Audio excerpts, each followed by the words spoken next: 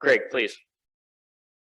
Thank you. I just want to start by saying that I think I've had a really blessed career up to this point, until having started at the Ted Stevens Center in January.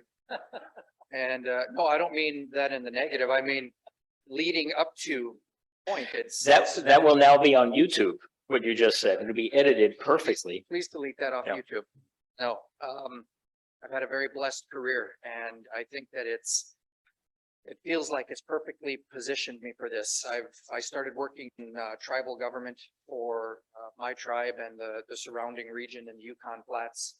I worked for them for about 16 years doing healthcare, education, and natural resources management. As part of that, I got a degree in natural resource management from the University of Alaska Fairbanks.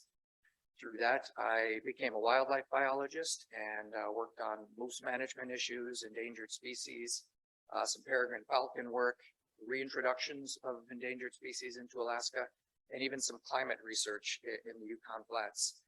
I've also had a long military career of about 36 years. In addition to that, I served as a permanent participant on the Arctic Council, and I worked at the Department of Fish and Game as the director of the Division of Subsistence, where I got to know quite a few folks working up here on the North Slope on a wide variety of marine mammals issues primarily. I also became the Deputy Commissioner of Fish and Game, overseeing wildlife subsistence and habitat. All of those things, I think, have really, as I was saying before I got laughed out, was it really perfectly positioned me, I think, for being able to offer something to my boss, who I'm really privileged to be working with. And I think we have a fantastic future ahead of us. I guess to put this in the Department of Defense perspective, if you think about where we were just a few years ago and my own perspective on life, I thought things were going really well in the Arctic when it comes to potential adversaries and where we were going and what we thought we were working on. You know, we've long talked about peace in the Arctic and the Arctic staying a place of peace. But that's sort of all on its ear right now. We don't really know where we're going. I still promote that. And one of my, you know, I'm still connected on the military side. I'm a National Guardsman. But on my science side, all of my brothers and sisters and cousins who are doing scientific research, they're still longing for this peace, right? Because we want to have these collaborative relationships across the Arctic. And I think it's something we have to continue to push for.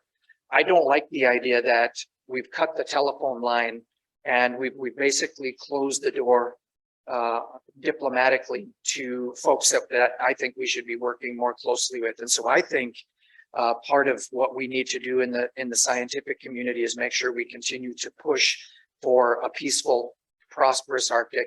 And we're not going to get there just by doing it ourselves. We have to work with our neighbors. And in my opinion, that includes all of our neighbors. And so from that perspective, though, we also have the Department of Defense side of the house, where we have to look at security and we have to look at national defense issues. And so those are some very serious considerations for us to keep in mind, especially with what's going on in Ukraine. Further, not it's real, I don't know, further followed by the overtures of Russia for wanting to take back all of their previous territories, or territories where people continue to speak Russian or used to speak Russian. That's a serious overture that we need to pay attention to.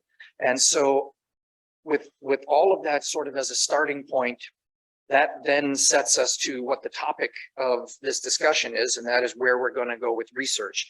It has to be very broad. And as Church and Mike both said, when it comes to security for the Ted Stevens Center, it isn't just Tomahawk cruise missiles. That's absolutely right. If you talk to Craig Fleener, the village boy, it's absolutely about food security. How am I going to make sure that my family has something to eat, and my extended family and your family? That's a concern that we all have to share and work on together, so that it's all levels of security. That's what interests us as a DoD regional center, and those are some of the areas that we're going to focus on as we go forward.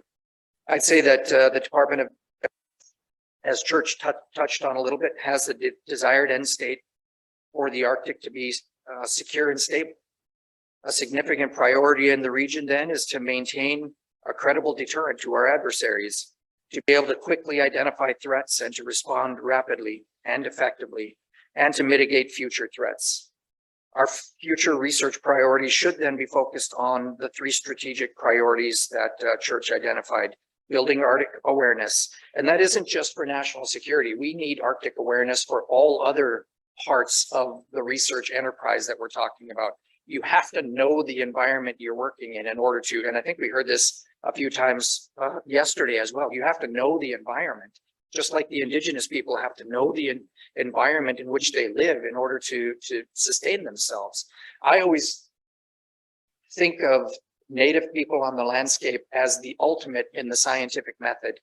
Thousands and thousands of years of passing down information from person to person, trial and error, improving upon things, knocking things off that don't work so well, and adapting to the changes around you.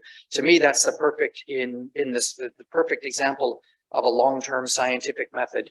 It takes a little longer to repeat the process, but I think that it is repeatable. So we have to build Arctic awareness across the research domain. We have to enhance Arctic operations, rules-based order in the Arctic. In order to accomplish these strategies, we have to build a robust and whole of government strategic research plan. There are some really high-level research priority areas, but I don't think all of us in the research world have collaborated well enough to say, what is our 50-year research plan? I think we need to really look long distance. Now, I know some of the federal agencies have certainly got some longer term plans, but I honestly think we need to take a look at 2070, what 2072, whatever 50 plus 2022 is.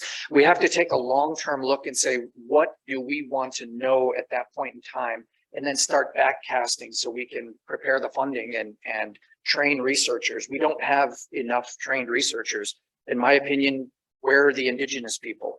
You know, I'm a wildlife biologist, and when I became a wildlife biologist in the mid-90s, there were precious few of us in Alaska. I want to see more Indigenous researchers involved, and I think if you're going to have true co-production of knowledge, in my opinion, you need more Indigenous people out on the landscape who have learned the Southern research methods. Lots of people call it Western. I call it Southern because I'm from the North. So the Southern research methods that they can tie into their own ways of knowing, that you don't have knowledge that's lost in translation. I think that there are a number of research priorities that are identified in policy, understanding domain awareness. And I've already said it's to be effective, we have to know what our adversaries are up to. Survivability is another big one that we need to look at. Alaska is the North, the Arctic is a cold and dark place to work in. And so we need to make sure that our troops and others that are working in the Arctic have adequate training. We need to improve our clothing. You know, we're still operating, our military is still operating on old clothing, and we need to work on improving that to improve their survivability. We need to improve our Arctic search and rescue capabilities and our cold weather weapon systems to make sure that they can actually turn on when it gets 40 below and function. We need to improve communications. We need to fill the gaps that we have. We need to be better, faster, less expensive, and unbreakable in communicating. And we need to have improved infrastructure. Every one of you know that we have infrastructure problems, whether it's existing infrastructure or the new infrastructure needs that we have. That is a serious hole in our ability to not only defend ourselves, but to be able to live sustainably. We need improved radar systems. We need new techniques for infrastructure development, and we need roads, rails, and ports in order to truly defend and sustain the Arctic. And it will require, as Church already mentioned, strong partnerships that we're working on developing with experts, academia, corporations, and tribes. These are our priority areas. We will absolutely not take a step forward without ensuring that we have strong partnerships in place. I was just talking with Craig Tweedy and Church out in the hallway, and one of the things that we talked about is the real need, instead of there just being a lower 48 university-based researcher that's working on a problem.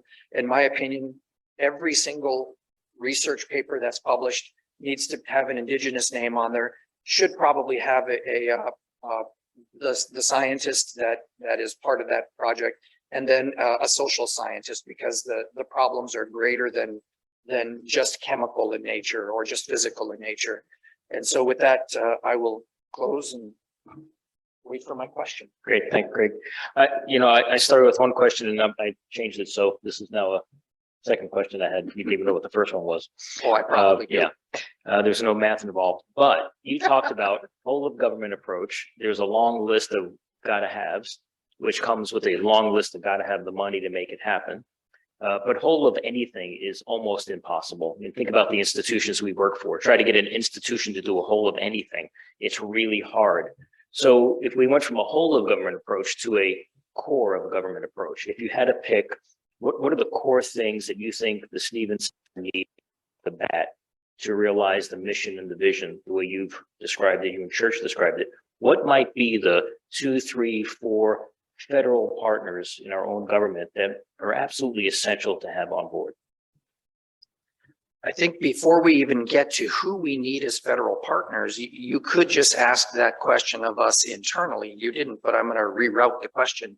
I think we really have the tools that we need. Our objective has to be in making sure that we're working with the right people, putting the right people in place. We're building this organization brick by brick right now. We're hiring people every day. And so it's incumbent upon us to make sure that we have the right people in the right places so that we can make the right connections.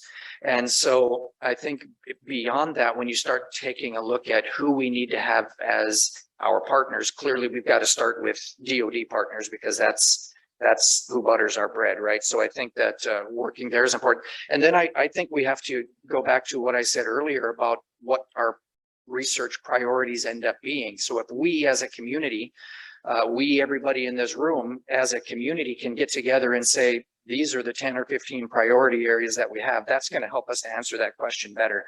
So if our priority areas are communication, then we know we need to work with agencies that can help us in that regard, whether it's a national lab that we're working on as a research partner with, or a university that is focused in those areas. So I can't give you a direct answer on that, because I think it depends on the research plan that we put in place, and then we go out and to partner with. Church might want to add to that, because he's way smarter than me. Not really smarter, but I will ask, just make one specific direct remark on that. It is about the Arctic family within the interagency community. That includes, frankly, those that more touch upon the security and defense, but we don't want to be exclusive to that. So to really get at the fact we want to be inclusive of this effort. We look at a core as opposed to a whole of government to get you, put this on top, dead center.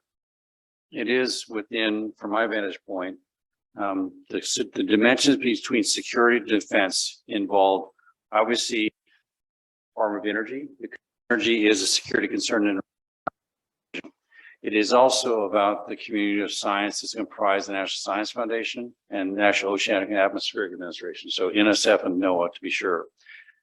It is also, though, connecting to those security dimensions of the Department of Justice and Department, and again, other members of the Department of Commerce, including just NOAA. So it's a big core. Make the core as big as possible, where there's interest that connects somehow to that broad definition of security. That's what we're looking for. So it may not be fully whole of government, but as big a core as we can muster. And I'd go look to the seating chart of the Arctic Executive Steering Committee and saying who there has interests that relate to the security and defense developing landscape, and ask them to self-identify. And in fact, I'm getting ahead of myself. I think that's something we want to posture in the fall to Ambassador Baldwin and ASC as we're building our partnership federally. There's also another piece about the academic alliance that we've actually already identified, and in starting our first steps now in getting that established across the United States, but also across Canada and the Arctic region.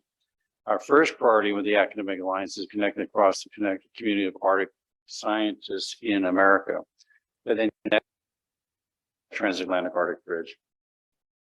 Thank you.